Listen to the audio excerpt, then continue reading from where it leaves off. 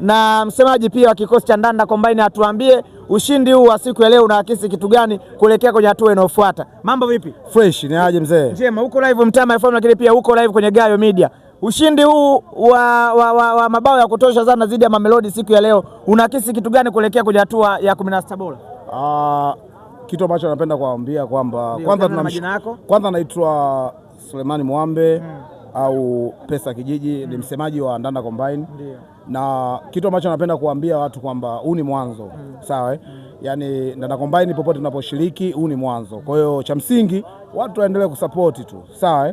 Yaani waendelee kutuamini kwa sababu sisi ndio watu ambao ukija kuangalia kwenye upande wa kusini Ndanda ndio chimbuko la football. Ndio. Sawa? Kwa hiyo watu waendelee kusupport. Watu wanasema kwamba mmepata mchiche, mmepata timu imchekea sana tofauti na wenzenu wa Minemba juzi hapa alimanusuru anguke. Na wanasema kama mtaendelea kujiamini hivi huenda mtakutana na surprise huko kwenye hatua zinazokuja. Sasa mimi ninachowaambia hao watu wanaosema walete timu yao kabla timu haijatoka, wachezaji bado wapo, walete timu yao sasa hivi tukipige. Neno lako sasa kwa mashabiki wa Ndanda kuelekea kwenye hatua inayofuata. Waendelee kutuamini.